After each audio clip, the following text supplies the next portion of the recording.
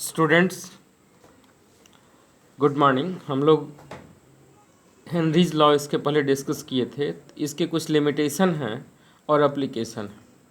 तो लिमिटेशन आप याद रखेंगे, लिमिटेशन ऑफ हेनरीज लॉ।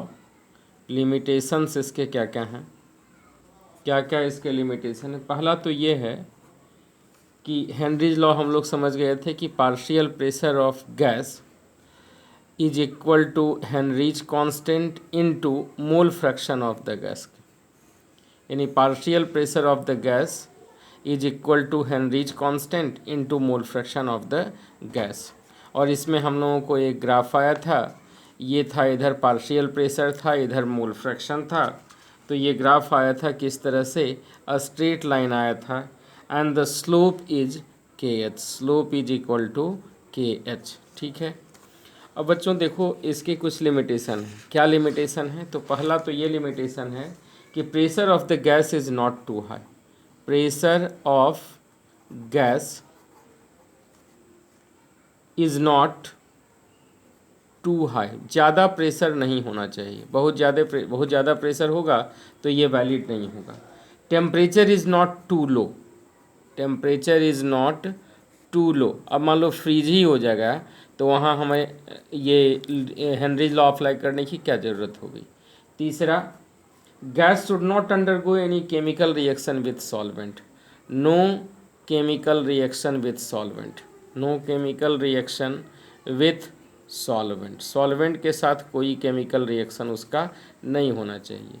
चौथा, गैस का डिसोसिएशन या एसोसिएशन नहीं होना चाहिए।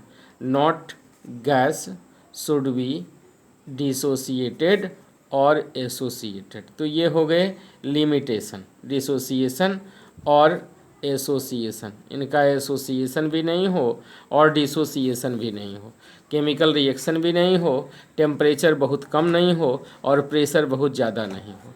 अब इसके कुछ एप्लीकेशंस हैं। क्या क्या एप्लीकेशंस हैं हमारे डेली लाइफ में, क्या क्या एप्लीकेशन हैं, ये आपको एग्ज़ाम में पूछे जाते हैं। तो पहला एप्लीकेशन है सॉफ्ट ड्रिंक के प्रिपरेशन में। जितने भी सॉफ्ट ड्रिंक आप स्प्राइट, कोको कोला या जो भी आप पीते हैं, soda water, these all soft drinks beverages are prepared under the low temperature and high pressure. Comparatively pressure should not be very high but not less pressure. मतलब क्या है कि सॉफ्ट ड्रिंक के प्रिपरेशन में जैसे जैसे हम मोल फ्रैक्शन अगर बढ़ाना चाहते हैं उसका, तो हमें pressure of the gas should be high. दूसरा क्या है, इन लंग्स, मतलब सॉफ्ट ड्रिंक प्रिपरेशन आप लिखोगे। दूसरा है in the lungs oxygenation and deoxygenation in our blood circulatory system occur due to this Henry's law. तो in lungs oxygen present is, oxygen का एसोसिएशन, और ऑक्सीजन का क्या होता है, बॉन्डिंग, या ऑक्सीजन का इनहेलेशन और CO2 exhalation occur by the process of Henry's law. तीसरा, एट हायर एल्टीट्यूड, क्या देखते हो, माउंटेनियर सब अपने साथ ऑक्सीजन सिलेंडर ले जाते हैं। तो at higher altitude the partial pressure of oxygen is less than that of ground level. Partial pressure of oxygen is less than that at the ground level. तो क्या करते हैं वो कि कंसंट्रेशन ऑफ ऑक्सीजन कम हो जाएगा तो ऑक्सीजन सिलेंडर अपने साथ ले जाते हैं। ऑक्सीजन सिलेंडर जब ले जाएंगे तो ये क्या करेंगे, low content of blood oxygen causes climber to become weak and reduces their thinking ability. इस कंडीशन को बोलते हैं एनॉक्सिया। एनॉक्सिया से बचने के लिए क्या करते हैं, अपने साथ ऑक्सीजन सिलेंडर ले जाते हैं। चौथा हो गया स्कूबा डाइवर। स्कूबा डाइवर्स जो होते हैं, समुद्री गोताखोर जो होते हैं, deep sea diver, carrying breathing kit containing compressed air. अब ये क्या करता है कि जैसे जैसे नीचे समुद्री तल पे जाएगा तो अब क्या होगा कि जब वो सरफेस पे आएंगे तो पेनफुल इफेक्ट उनके अंदर होता है। ये क्यों होता है, due to decompression of gases dissolved in their blood vessels.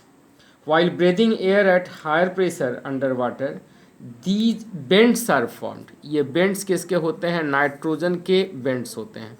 और ये समझ लो कि अगर उनके हार्ट में चला गया तो ये क्या कर सकते हैं, ये डेथ काज कर सकते, इट इज़ वेरी फीटल। तो इसमें क्या है, कंप्रेस्ड गैसियस मिक्सचर इनके द्वारा लिया जाता है, कंप्रेस्ड गैसियस मिक्सचर, ये आपको इम्पॉर्टेंट है, compressed gaseous mixture they will take. इसमें क्या होता है, 11.7% हीलियम होता है, 56.2% नाइट्रोजन होता है एंड 32.1% ऑक्सीजन होते हैं। इसको बोलते हैं ब्रीदिंग किट्स ऑफ्टन बाई और यूज्ड बाई स्कूबा डाइवर्स के द्वारा ये यूज किए जाते हैं। तो ये हो गए लिमिटेशन और दूसरा हो गया एप्लीकेशन। अब आइए हम लोग बात करते हैं वेपर प्रेशर पे। तो आइए वेपर प्रेशर क्या चीज़ होता है, वेपर प्रेशर। अब जैसे मान लो वेपर प्रेशर की बात करनी, vapour pressure of solution containing non volatile solute. अब मान लो कि कोई सॉल्यूशन बना, सॉल्यूशन में दो कंपोनेंट हो गए, एक हो गया सॉल्यूट और दूसरा हो गया सॉल्वेंट। अब मान लेते हैं कि इस सॉल्यूट में सॉल्यूट को मान लो बी और सॉल्वेंट को मान लेते हैं हम लोग ए। ये नॉन वोलाटाइल है, कैसा है, नॉन वोलाटाइल है, ठीक है। अब सॉलिड, ये मान लो कि अगर सॉलिड स्टेट में लिए यूरिया लिए, ग्लूकोज लिए और सुक्रोज लिए, ठीक है। अब ये सब क्या हैं, खुद इवेपोरेट नहीं करेंगे। तो खुद इवेपोरेट नहीं करेंगे तो क्या करेंगे, they don't have tendency to evaporate, तो वेपर प्रेशर इनका कितना हो गया, 0 हो गया। और सॉल्वेंट जैसे मान लो वाटर लिया, मिथेनॉल लिया या इथेनॉल लिया, तो इनका कुछ न कुछ वेपर प्रेशर होगा, because they have tendency to evaporate. अब यहाँ समझना ये है हमको कि यहाँ वेपर प्रेशर इनका 0 नहीं होगा, कुछ न कुछ वेपर प्रेशर इनका होगा। अब वेपर प्रेशर को हम समझें कि क्या होता है वेपर प्रेशर दरअसल। तो वेपर प्रेशर को आप इस तरह से समझें कि मान लो कि ये एक लिक्विड लिए, यहाँ लिक्विड इस तरह से लिक्विड है, इस पर मॉलिक्यूल, सरफेस पे कुछ मॉलिक्यूल हैं, कुछ बल्क के अंदर, इसके नीचे मॉलिक्यूल हैं। अब देखो इस पर फोर्स ऑफ अट्रैक्शन किस पर ज़्यादा लग रहा है, नीचे वाले पर या ऊपर वाले पर। ऊपर वाले पर फोर्स ऑफ अट्रैक्शन थोड़ा कम लग रहा है, नीचे वाले पर फोर्स ऑफ अट्रैक्शन चारों तरफ से लग रहा है। अब क्या होगा कि नीचे वाला मॉलिक्यूल जो ऊपर गया होगा तो ये इसमें फोर्स ऑफ अट्रैक्शन इसका कम होगा, इसकी काइनेटिक एनर्जी थोड़ी सी ज़्यादा होगी, kinetic energy will be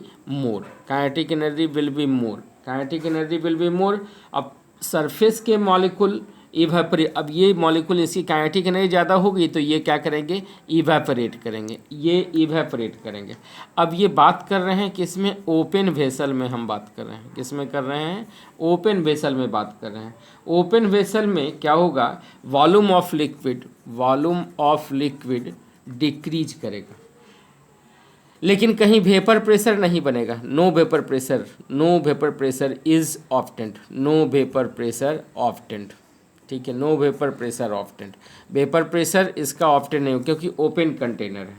open container vapour pressure की बात ही नहीं करनी है, वेपर विल इवेपोरेट।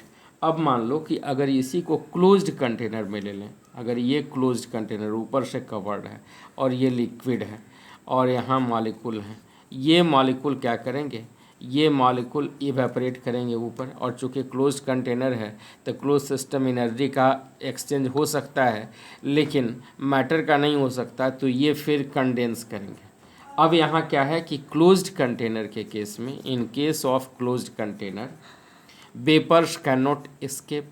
आप याद रखेंगे, वेपर्स कैन नॉट एस्केप। अब क्या होगा, यहाँ वेपर जब एस्केप नहीं करेगा तो लिक्विड का वेपर के साथ एक इक्विलिब्रियम इस्टेब्लिश होगा। अब यहाँ क्या है, इक्विलिब्रियम, जैसे ही इक्विलिब्रियम अचीव्ड होगा क्लोज्ड वेसल में, तो pressure exerted by the vapour on the liquid surface is called as vapour pressure.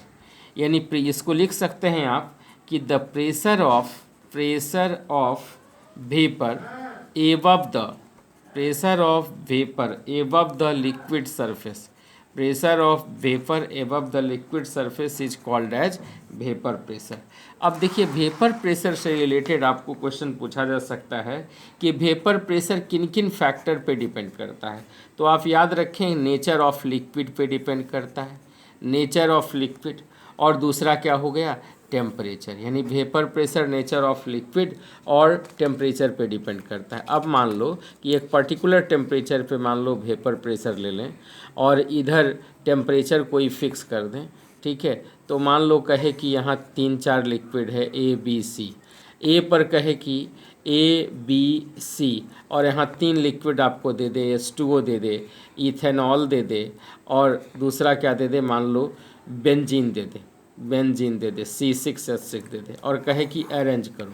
अब H2O में देखते हो हाइड्रोजन बॉन्डिंग होती है, एक मॉलिक्यूल 4 मॉलिक्यूल से कांटेक्ट में रहते हैं, तो इनका हाइड्रोजन स्ट्रॉन्ग हाइड्रोजन बॉन्डिंग होती है, तो स्ट्रॉन्ग हाइड्रोजन बॉन्डिंग के चलते इनका वेपर प्रेशर कम होगा।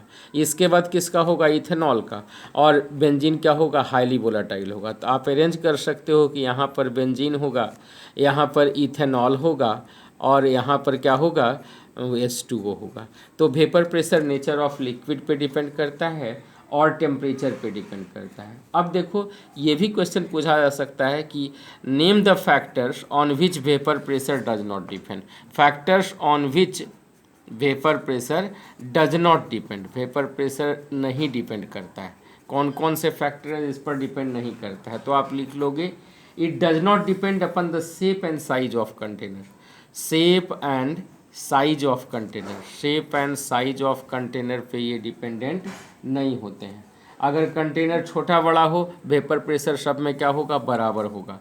दूसरा it depend upon the nature of substance, it depend upon nature of substance, it depend, ये डिपेंड हो गया, ये इंडिपेंडेंट हो गया shape and size of the, it depend upon nature of substance. पहले ही बताएं कि nature of liquid, nature of liquid. अब मान लो कह दे कि ये है मान लो मिथेनॉल है, और दूसरा कर दे ये है CH2CH2CH2OH, ये इसको बोलते हैं ग्लाइकोल, और मान लो CH2OH CHOH और CH2OH ये हो गया ग्लिसरॉल। अब कहे कि बताओ कि इसका वेपर प्रेशर ज़्यादा होगा। तो यहाँ देखो एक ही OH ग्रुप हाइड्रोक्सिल ग्रुप है, यहाँ 2 हैं, यहाँ 3 हैं, तो इसमें सबसे ज़्यादा हाइड्रोजन बॉन्डिंग होगी, तो वेपर प्रेशर क्या होगा मिथेनॉल का सबसे ज़्यादा होगा। उसके बाद किसका होगा ग्लाइकोल का होगा, और तब फिर अंतिम में क्या होगा ग्लिसरॉल का होगा। आप यहाँ नोट कर सकते हो कि vapour pressure inversely proportional to force of attraction, force of attraction between the, force of attraction between the molecules. अगर मॉलिक्यूल के बीच फोर्स ऑफ अट्रैक्शन ज़्यादा होगा तो वेपर प्रेशर क्या होगा कम होगा। अगर मॉलिक्यूल के बीच में फोर्स ऑफ अट्रैक्शन कम होगा तो वेपर प्रेशर क्या होगा ज़्यादा होगा। ठीक है, अब यहाँ देखो कि नेचर ऑफ सबस्टांस, तो नेचर ऑफ सबस्टांस आप 2 तरीके से देख सकते हो। नेचर ऑफ सबस्टांस, एक तो सबस्टांस हो गया क्या वोलाटाइल, जो उड़नशील है, जो इवेपोरेट कर सकता है, और दूसरा क्या हो गया नॉन वोलाटाइल, जो उड़ेगा ही नहीं, नॉन वोलाटाइल जो उड़ेगा ही नहीं। एक वोलाटाइल हो गया और दूसरा नॉन वोलाटाइल हो गया। अगर वोलाटाइल होगा तो vapour pressure is not equal to 0, और अगर नॉन वोलाटाइल है तो वेपर प्रेशर क्या हो जाएगा 0 हो जाएगा। इसका एग्जांपल पहले ही बताया आपको, यूरिया, ग्लूकोज, ठीक है, और मान लो सुक्रोज, ये क्या है नॉन वोलाटाइल है। NaCl क्या है नॉन वोलाटाइल है। वाटर, मिथेनॉल, ठीक है, बेंजीन, ये सब क्या हैं वोलाटाइल हैं। अब ये क्या करेंगे वेपर प्रेशर को अफेक्ट करेंगे, वेपर प्रेशर को अफेक्ट करेंगे। अब यहाँ सॉल्यूट सॉल्वेंट का इंटरेक्शन होगा जिसकी चर्चा हम लोग रॉल्स लॉ में करेंगे। ठीक है, थैंक यू।